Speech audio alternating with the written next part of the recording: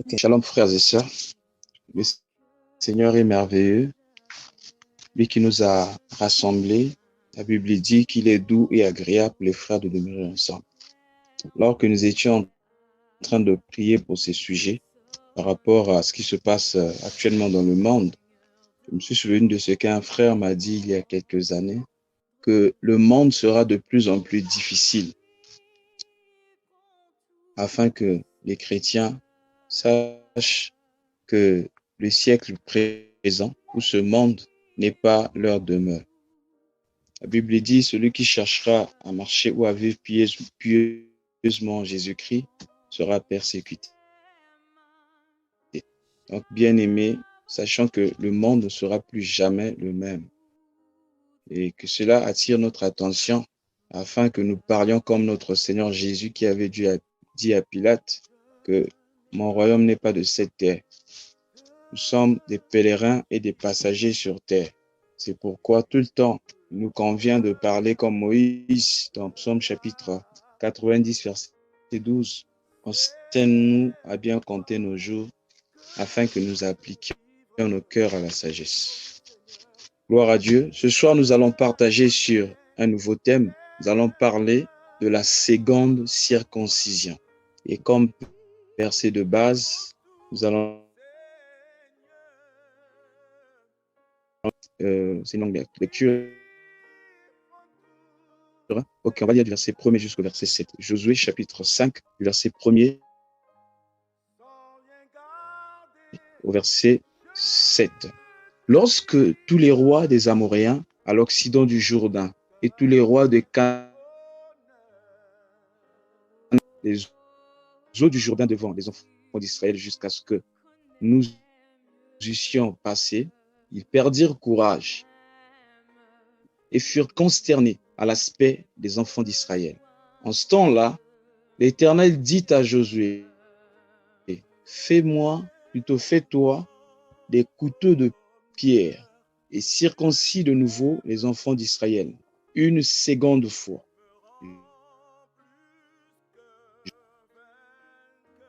Les enfants d'Israël. Sur laquelle Josué les circoncis. Tout le peuple. Excusez-moi, tout le peuple sorti d'Égypte, les mâles, tous les hommes de guerre étaient morts dans le désert pendant la route après la sortie d'Égypte. Tout le peuple sorti d'Égypte était pendant la route après la sortie d'Égypte n'avait point été circoncis. Car les enfants d'Israël avaient marché 40 ans dans le désert jusqu'à la destruction de toutes les nations, les hommes de guerre qui étaient sortis d'Égypte et qui n'avaient point écouté la voix de l'Éternel. L'Éternel leur jura de ne pas leur faire voir le pays qu'il avait juré à leur père de nous donner, pays où coule le lait et le miel. Verset 7. Ce sont leurs enfants qu'il établit à leur place. Et Josué les circoncis, car ils étaient incirconcis pendant la route. Amen. Oui, bien-aimés, c'est quoi la circoncision? C'est tout simplement l'opération qui consiste à enlever le prépuce, qui consiste à enlever la chair. Mais la circoncision sous l'ancienne alliance,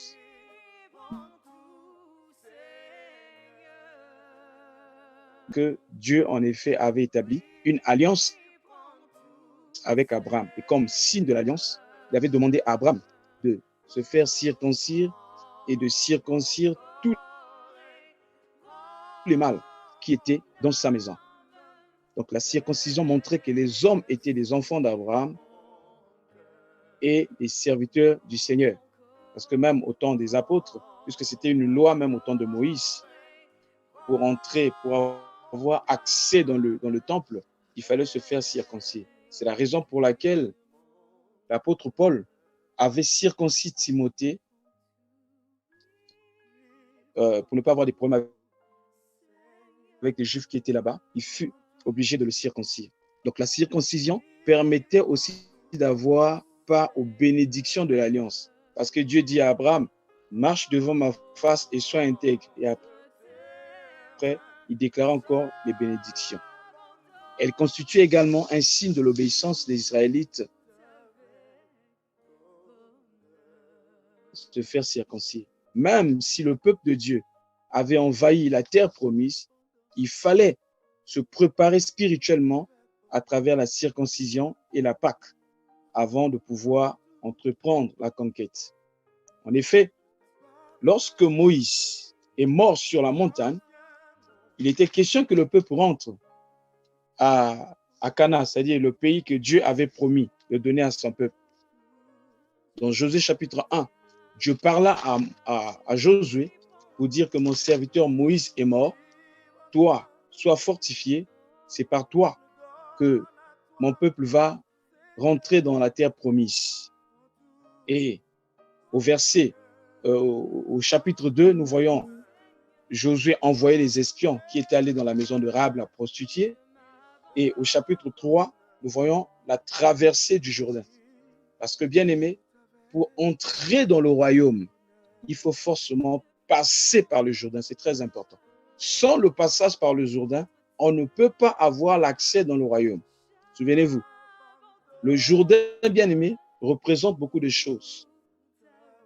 Parce que lorsque le peuple traversa le Jourdain, la Bible dit, avant de traverser le Jourdain, il devait porter l'arche de l'alliance sur les épaules. Quand les pieds des sacrificateurs touchèrent le Jourdain se sépara en deux. Ils ont traversé. Et qu'est-ce qui va se passer? La Bible dit, comme souvenir, ils ont pris 12 pierres dans le Jourdain qu'ils ont emmenées hors du Jourdain à Gilgal.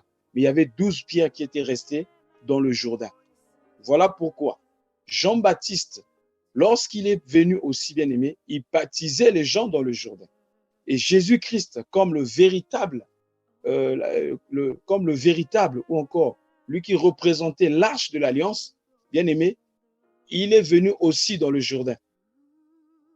Il est venu dans le Jourdain, et comme dans le Jourdain, il y avait les 12 pierres de Jacob, puisque bien-aimé, pour que le feu descende du ciel au temps d'Élie, il fallait l'animal, il fallait l'autel, et bien-aimé, il fallait que bien-aimé Élie puisse jeter l'eau qui représente l'eau du Jourdain, et finalement, il a invoqué le feu était descendu du ciel. Et la Bible dit de Jésus-Christ, étant dans le Jourdain, sur les 12 pierres que Josué avait laissées dans le Jourdain, lorsqu'il pria lors du baptême, l'Esprit descendit sur lui sous la forme d'une colombe. C'était bien aimé pour confirmer bien aimé cette prophétie. Mais là n'est pas notre sujet. Nous parlons du Jourdain à notre jour. Donc nous voulons simplement dire que pour avoir accès dans le royaume, dans sa terre promise, il faut obligatoirement passer par le Jourdain. Or, le Jourdain, c'était le lieu où Jean baptisait les gens. Et le baptême de Jean, c'était le baptême de la repentance. Si tu veux rentrer dans ta terre promise, il faut forcément passer par la repentance. Jésus a dit à Nicodème dans Jean chapitre 3, du verset 3 au verset 5, il lui a parlé de voir le royaume et d'entrer dans le royaume. Il dit, si tu ne nais d'eau et d'esprit, tu ne peux pas entrer dans le royaume. Naître d'eau et d'esprit, bien-aimé dans le Seigneur, représente, bien-aimé, le baptême d'eau et le baptême du Saint-Esprit. Et pour expérimenter ces choses, il faut accepter et passer par la repentance. Lorsque Pierre a pris la parole dans Actes chapitre 2, il prêcha à ces gens. Ils ont dit, oh mon frère, que devons-nous faire? Il dit, repentez-vous et que chacun de vous se fasse baptiser au nom de Jésus pour le pardon de vos péchés et vous recevrez le don du ciel. Vous recevrez l'esprit qui avait été promis. Donc, bien aimés, ils étaient sur le point de rentrer dans leur terre promise. Mais Dieu exigea que ces gens passent d'abord par le Jourdain, que ces gens passent d'abord par la repentance, par la mort. Parce que lorsque Jésus était en train de passer par le Jourdain, là, il s'identifiait, bien aimé, à l'homme par rapport à son péché. Et que signifie être baptisé? Le baptême, ce n'est pas simplement le fait d'aller dans l'eau, descendre dans l'eau. Tu peux descendre dans l'eau païen et ressortir païen. Mais le baptême qui nous sauve, selon 1 Pierre chapitre 3, le verset 20 à 21, il dit le baptême qui vous sauve, c'est l'engagement d'une bonne conscience envers Dieu. Qui peut aller dans les eaux du baptême? C'est celui qui a décidé réellement d'abandonner tous ses péchés et de suivre le Seigneur. Ce n'est pas le fait simplement, ce n'est pas un style, aller se faire baptiser. Ce n'est pas aussi le fait qu'on ait suivi des cours d'affermissement. Ah, parce que moi, je connais des églises comme ça, j'y étais, où bon, on vous fait passer par des cours d'un mois, c'est pas de 6 mois ou d'une année. Après, on dit, OK, vous avez reçu les cours, vous êtes prêts pour le baptême. Quand nous lisons la Bible, certains étaient baptisés le même jour comme l'eunuque éthiopien. Il a lu, il était convaincu. Le même jour, il est parti dans les eaux du baptême. Je ne dis pas qu'il faut baptiser la personne le même jour ou encore après 6 mois. Même après 6 mois, peu importe la durée, mais il faut qu'il y ait l'engagement d'une bonne conscience. Donc, si la personne prend une année pour s'engager de toute conscience, si la personne prend une année, bien aimé dans le Seigneur, la personne peut attendre une année. Mais si l'engagement se fait le même jour, la personne peut aller automatiquement dans les eaux du baptême. Donc, bien aimé, beaucoup de gens aujourd'hui veulent expérimenter les choses, le royaume des cieux, veulent voir les choses changer. Mais le problème, c'est que ces gens ne veulent pas se repentir. La Bible dit, nous sommes son ouvrage, Éphésiens chapitre 2, verset 10, ayant été créés en Jésus-Christ pour les bonnes œuvres que Dieu a préparées d'avance afin que nous les pratiquions. Frère, pour être en possession ou expérimenter toutes ces choses que Dieu a préparées pour toi, il faut bien aimer accepter d'être formé par Christ. Nous sommes son ouvrage ayant été formés en Jésus-Christ.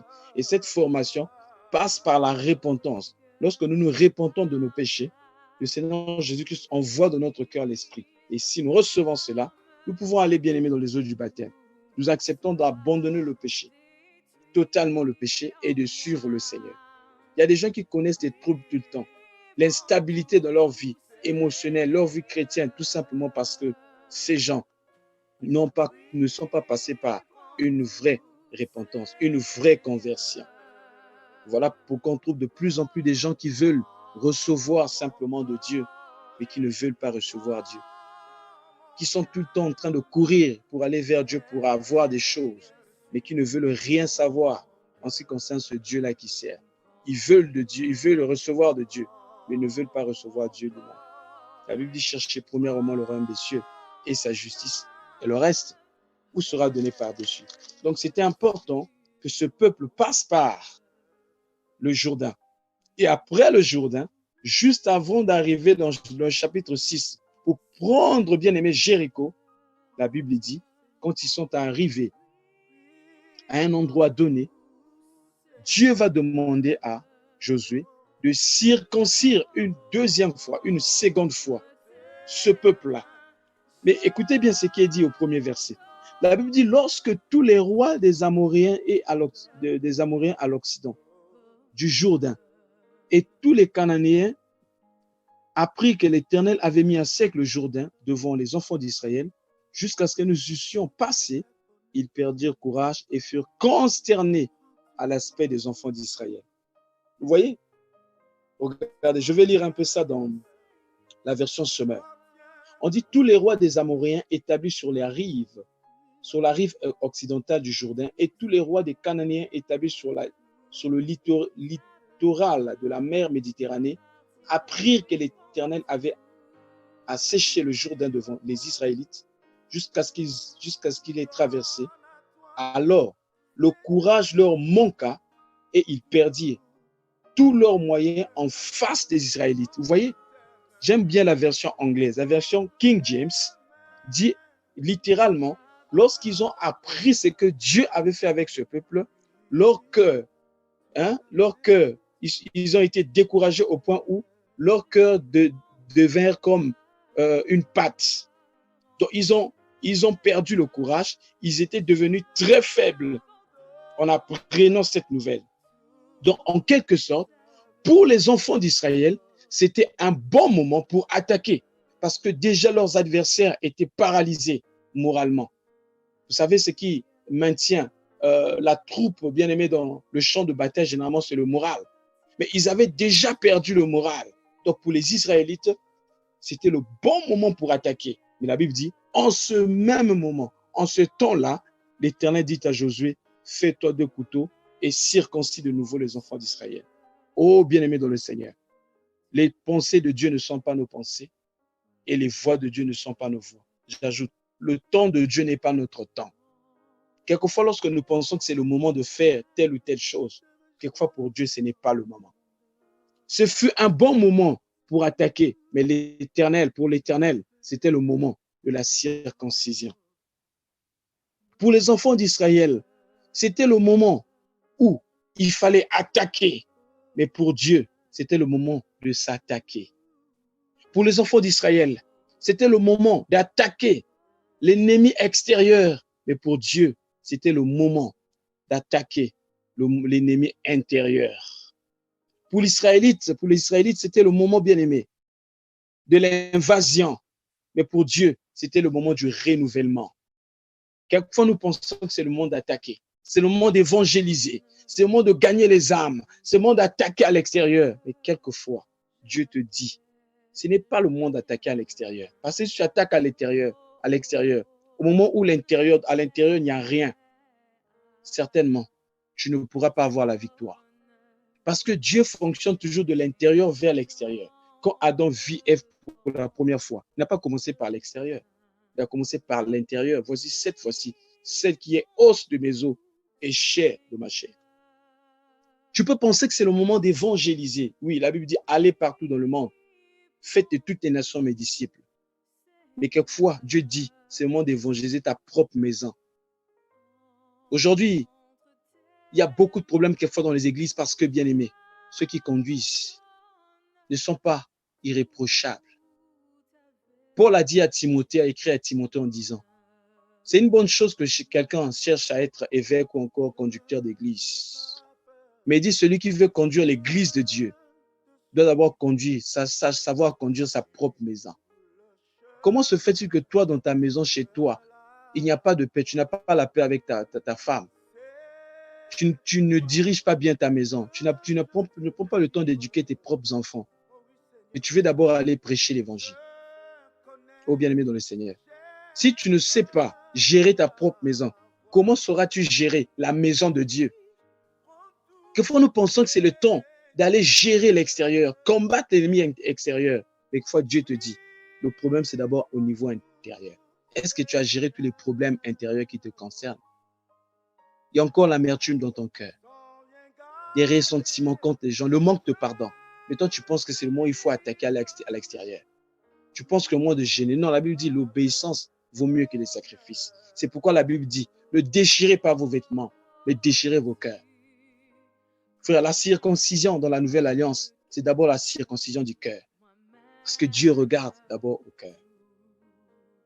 Quelquefois, nous pensons que c'est le moment d'attaquer l'ennemi extérieur, alors que nous devons d'abord commencer par affronter l'ennemi intérieur. Vous savez pourquoi David avait pu vaincre Goliath, mais le roi Saül n'avait pas pu, alors que le roi Saül était plus grand que tout Israël. La Bible dit bien dans 1 Samuel chapitre 9, je crois que c'est les 2 premiers versets, le roi Saül dépassait tout Israël de taille. Il était plus beau qu'aucun des enfants d'Israël. Mais quand Goliath, le géant, est apparu ce jour-là, la Bible dit, tout Israël avait peur et Saül avait fui le champ de bataille. Parce que physiquement, il y avait un plus grand que lui. Mais dans la jungle, dans la forêt, il y avait un petit David qui n'était pas très grand de taille, un petit de rien de tout. Mais lui avait appris à gérer l'intérieur. Il a appris à connaître Dieu dans le secret, frère. Dans le secret, il a combattu le lion. Il a battu le lion et l'ours. Et quand il arrive à l'extérieur, il dit, oh mais, qui est Goliath? Moi, si j'ai frappé le lion, j'ai frappé l'ours. Alors ce Goliath, tu veux le frapper certainement. Il avait frappé Goliath. Pourquoi?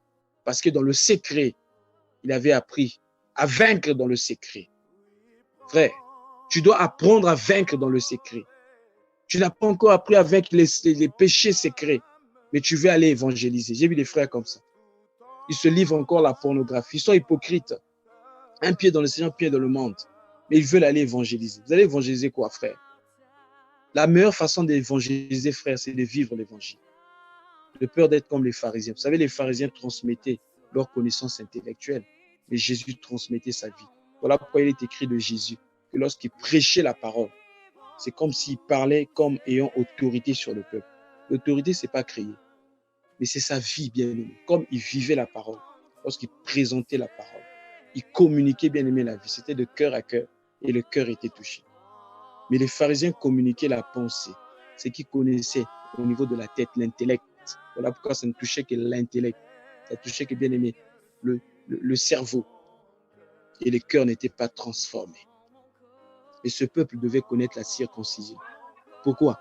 Parce qu'on dit que ce peuple était sorti de l'Égypte. Leur père était circoncis, mais eux-mêmes n'étaient pas circoncis.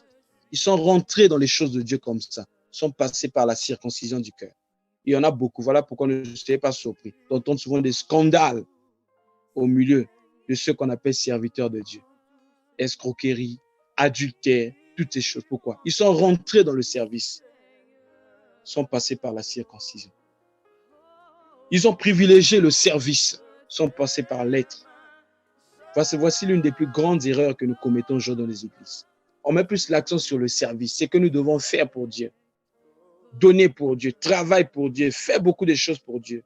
Mais avant de faire, il faut d'abord être.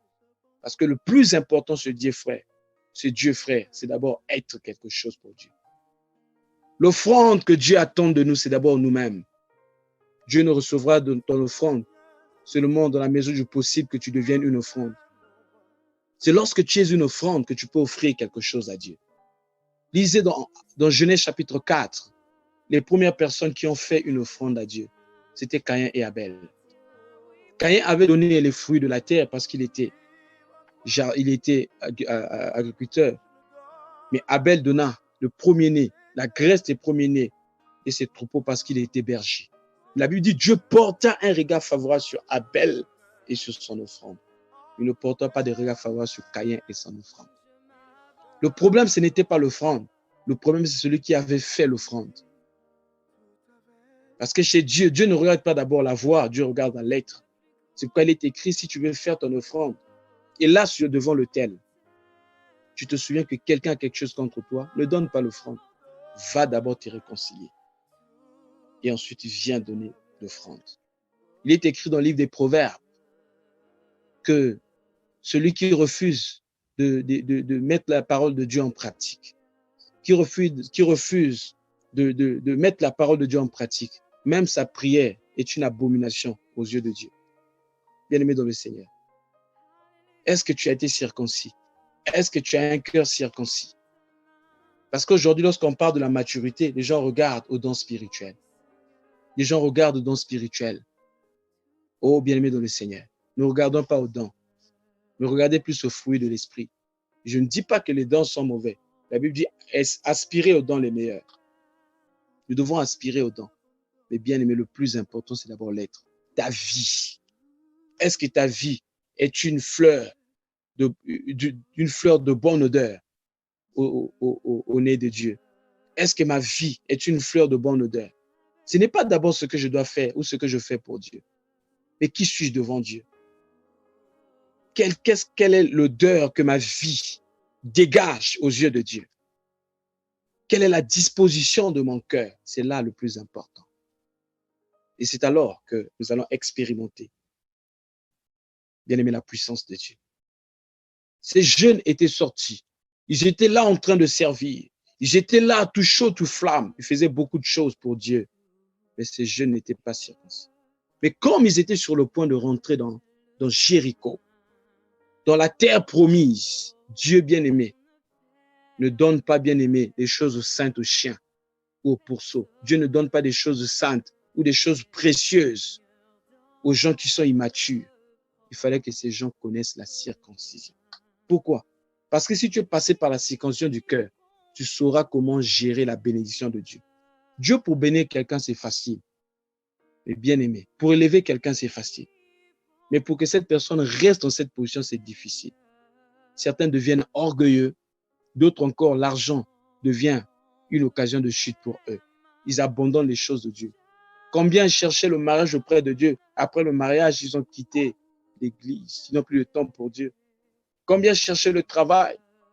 Après le travail, ils n'ont plus le temps pour Dieu. bien-aimés dans le Seigneur, Dieu doit être le tout de notre vie.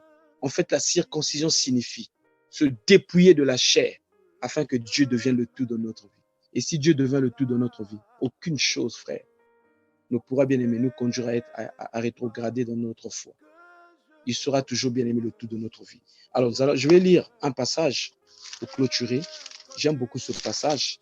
L'attitude de celui qui a donné sa vie et qui est passé par la circoncision. Psaume chapitre 73, je vais lire du verset 25 jusqu'au verset 28. Quel autre ai-je au ciel que toi? Et sur la terre, je ne prends plaisir qu'en toi. Ma chair, écoutez bien, ma chair et mon cœur peuvent se consumer. Dieu sera toujours le rocher de mon cœur et mon partage. Car voici ceux qui s'éloignent de toi périssent. Tu anéantis tous ceux qui te sont infidèles. Pour moi, m'approcher de Dieu, c'est mon bien. Je place mon refuge dans le Seigneur l'Éternel afin de raconter toutes ses œuvres. Que les choses marchent sur terre ou non, aussi longtemps que je suis en Dieu, je sais que toutes choses concourent au bien de ceux qui aiment Dieu. Dieu doit être le tout de notre vie, mais pour expérimenter ça, frère, il faut passer par la vraie circoncision, la circoncision du cœur. As-tu encore des choses dans le cœur que tu n'as pas encore données à Dieu? As-tu encore un pas dans le monde et un autre pas en Dieu?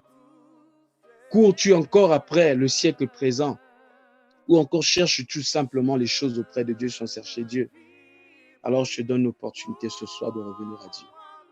Marches-tu selon tes voies? Vis-tu consciemment encore dans le péché? Frère, la nuit est avancée, le jour approche. Christ revient très bientôt. Il est temps que nous puissions nous réveiller enfin du sommeil spirituel. Frère, je veux que tu expérimentes la gloire de Dieu. Je veux que tu rentres dans ta terre promise et expérimenter, vivre ce que Dieu avait réservé pour toi dès avant la fondation du monde. Mais à une seule condition. Proverbe chapitre 13, 28, verset 13. Celui qui casse ses transgressions ne prospère point. Celui qui les avoue, et les délaisse, obtient la miséricorde de Dieu. Que Dieu vous bénisse. Nous continuerons prochainement si le Seigneur le permet. Au nom de Jésus. Amen.